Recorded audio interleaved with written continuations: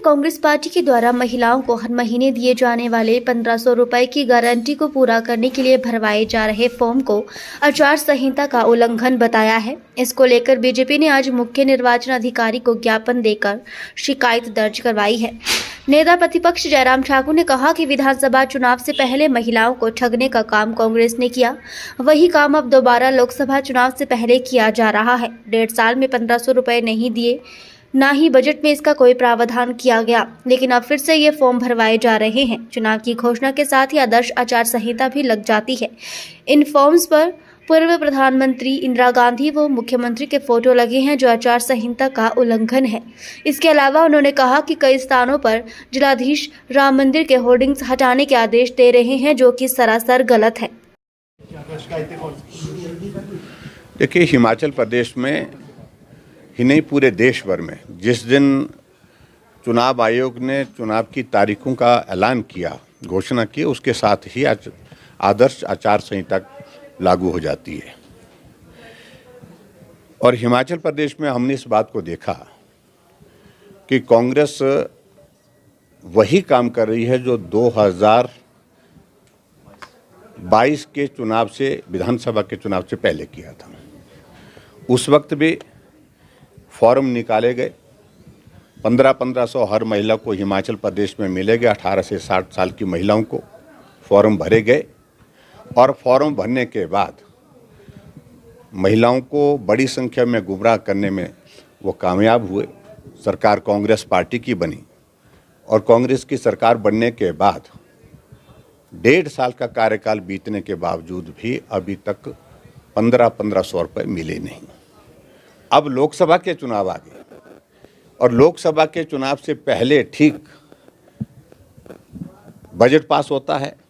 Budget pass करते वक्त कोई भी मद ऐसी नहीं है जिसमें इस स्कीम के लिए कोई बजट का प्रावधान किया हो।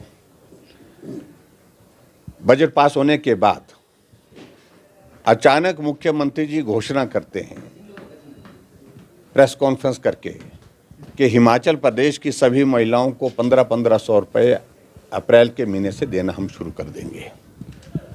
और उसमें एक फॉर्म बनाया गया जिसमें इंदिरा गांधी जी, पूर्व प्रधानमंत्री, उनका फ़ोटो, मुख्यमंत्री का फ़ोटो, और उस फोटो के साथ फॉर्म भरने की प्रक्रिया शुरू की गई। बीडीओ ऑफिस, तहसील वेलफेयर ऑफिस और उसके साथ बीडीओ, ये क्या नाम, पंचायत के प्रधान और लोक मित्र केंद्र, सभी जगह इस प्रकार के फॉर्म जो है वो उपलब्ध हैं। वहाँ से फॉर्म लेकर के भरने की प्रक्रिया शुरू की और बड़ी संख्या में महिलाओं को ला करके गाड़ियों में खड़ा करके उनके फॉर्म भरने की प्रक्रिया शुरू की। अब जब आचार संहिता लग गई है, हमारा कहना है कि अब आचार संहिता के लगने के पश्चात आप ये फॉर्म इस प्रकार से नहीं भर सकते हैं। पहली बात तो बजट में ही प्रावधान नहीं है, और बजट में प्रावधान नहीं है। आपने चुनाव से पहले घोषणा की, ठीक जैसे विधानसभा के चुनाव से पहले घोषणा की, उसी प्रकार से फिर से एक प्रयत्न उस तरह से है।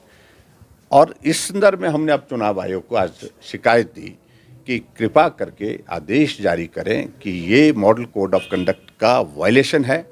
इस प्रकार से महिलाओं को 1500 रुपये देने की जो घोषणा करने के बाद जो है ये फॉर्म भरने की प्रक्रिया, उसको तुरंत प्रभाव से रोका जाए।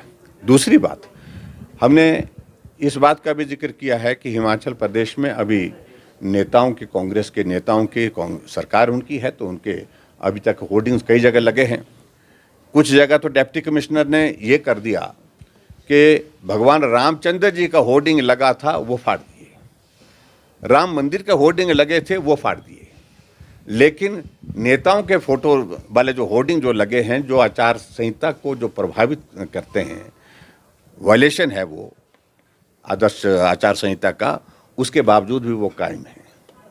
उसके संदर्भ में भी हमने आज अपनी बात कही कि उसको भी आप, उसके बारे में भी आप संज्ञान लें, और मैं उम्मीद करता हूं कि इलेक्शन कमीशन इन सारी बातों को लेकर के सारे के सारे, ना हमारा पार्टी का किसी आदमी ने लगाया है, ना पार्टी का नाम है, ना पार्टी के नेता का, किसी व्यक्ति ने अपनी आस्था के और श्रद्धा के हिसाब से वो लगाए हैं, और वो आचार संहिता का उल्लंघन है ही नहीं, लेकिन उसके बावजूद भी इस प्रकार से किया जा रहा है। इस बारे में हमने आज जो है यहाँ शिमला में चुनाव आयोग को अपना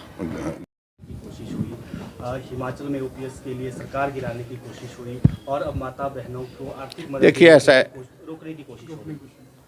मैं एक ही बात कहना चाह रहा हूँ, मुख्यमंत्री जी अब झूठ बोलना छोड़ दें।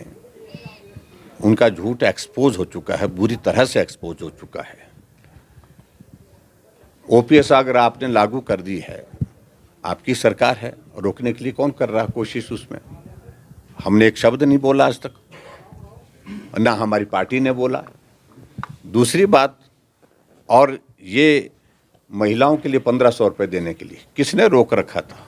ये ठीक चुनाव के दिनों में ही, चुनाव से पहले, और उनको मालूम है कि पहली किस्त भी हम जारी नहीं कर पाएंगे। इसलिए नहीं जारी कर पाएंगे क्योंकि 1 अप्रैल से पहले कोड ऑफ कंडक्ट आ जाएगा, और कोड ऑफ कंडक्ट आ गया।